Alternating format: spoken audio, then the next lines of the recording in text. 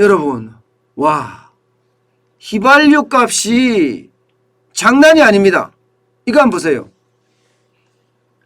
보통 휘발유가 서울의 한 주유소에는요 2,563원이에요. 고급 휘발유는요 2,852원입니다. 경유도 2,363원까지 올라갔고요. 실내 등유도 1,836원까지 올라갔습니다. 이게 초인플레가 점점 우리 곁으로 다가오고 있다는 이야기입니다. 올라가도 진짜 많이 올라가죠. 물론 평균 가격은 2,500원까지는 되지 않아요. 평균 가격은 보시는 것처럼 1,732.47원입니다. 1,732.47원. 5월달만 하더라도 여러분 휘발유가 1,248원이었다면 지금 거의 뭐 얼마나 올랐습니까? 거의 500원이 올랐네. 500원 가까이 올랐네. 리터당 500원이면 그야말로 엄청 오른 거죠. 리터당 500원이면. 500원이면요. 적어도 한 40% 가까이 되나요? 40%? 5월 대비.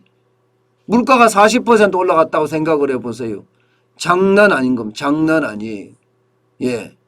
실제 경유 같은 경우도 5월에 1,059원이었잖아요. 그런데 10월에는 1,530원입니다. 여기도 500원가량 올라왔습니다. 여기는 40%가 더 넘게 올라갔죠. 이게 물가 폭등이라고 이야기할 수가 있는 겁니다. 실제로 말입니다. 이게 여러분 10월 셋째 주, 그러니까 10월 18일에서부터 22일까지 전국 평균 주유소 휘발유 판매 가격이 45.2원이 올라가. 45.2원. 폭등이죠. 45원이면 폭등이. 그 전주에도 28원 올라갔고 그 전주에는 8원 올라갔거든요. 8원. 그 전주에는 한 2원가량 올라갔어요. 그런데 이게 셋째 주에는 45원까지 올라갔으니까 폭등이라고 이야기할 만하죠. 2009년 넷째 주 이후에 최대 수준으로 올랐습니다.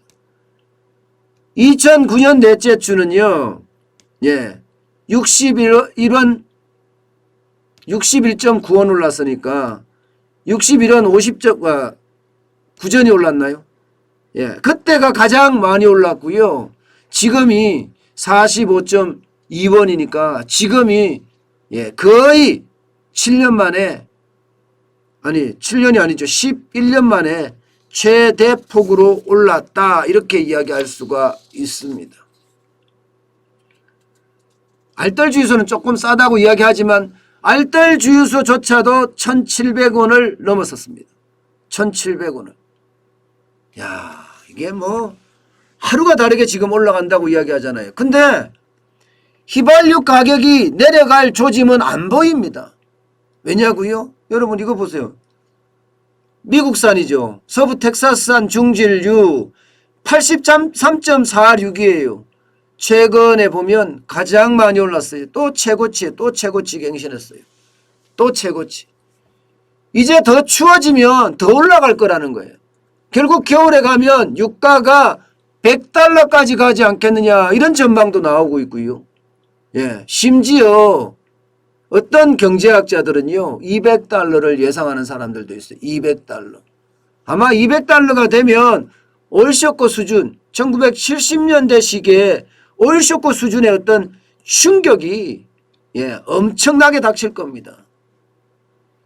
지금 현재가 이만큼 올라가고 있으니까 이것은 어째 보면 여러분 장난이 아닌 수준이죠. 장난이 아닌 수준이에요. 자, 유가가 올라가면 여러분 결국 물가 전체가 올라갈 수밖에 없어요. 물가 전체가.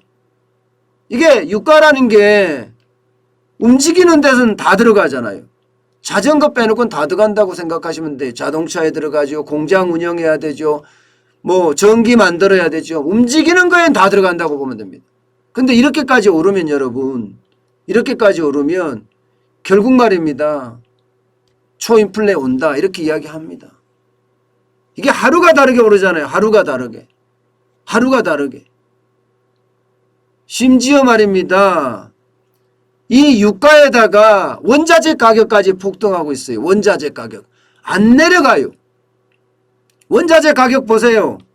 지금 블룸버그가 발표한 원자재 가격 지수를 보면 지금 10월 18일 현재 526.40이에요. 조금 떨어진 듯 하지만 여러분 526.40은 엄청난 수치입니다. 엄청난 수치.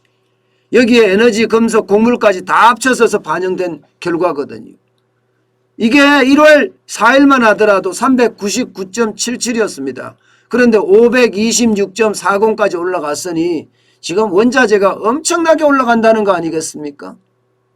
어디 그뿐입니까 여러분? 원자재만 올라갑니까? 식량 가격도 올라갑니다. 식량 가격도. 예. 식량 가격도 올라갑니다. 식량 가격도 보시면 최고치 올라갔어요. 또 130까지 올라갔습니다. 제가 여러분들에게 말씀을 드리던 며칠 전에까지만 하더라도 127이었는데 지금 130까지 올라갔어요. 130까지. 그러니까 곡물이 다 올라간다는 거예요. 쌀이든 밀이든 콩이든 예, 옥수수든 지금 다 올라간다는 겁니다. 다 올라간다는 거예요. 결국 말입니다. 지금 이렇게 됐을 때는 대한민국에게 결국 초인플레가 터지지 않겠느냐. 아니 이미 이번 10월에 초인플레가 터질 거라고 예상합니다. 초인플레가 보통 물가 상승률이 2%잖아요. 2% 하면 이게 적정 물가 수준이라고 이야기합니다. 그러면 소비자도 그렇게 많이 올랐다고 못 느끼고요. 생산자는 2%가 오르니까 아무래도 매출이 그만큼 늘어나겠죠. 예. 그런데 2%가 넘어서는 것은 결국은 초인플레로 가는 지름길이거든요. 예. 그런데 만약에 집값을 포함했을 경우에 10월에 3%가 된다고 하면 5%까지 올라갑니다. 결국 초인플레 터진다는 거예요. 예. 저는 초인플레 터진다고 봅니다. 그리고 우리 인플레 못 잡으면 굉장히 충격적인 상황으로 갈 수 있다고 봅니다. 충격적인 상황으로.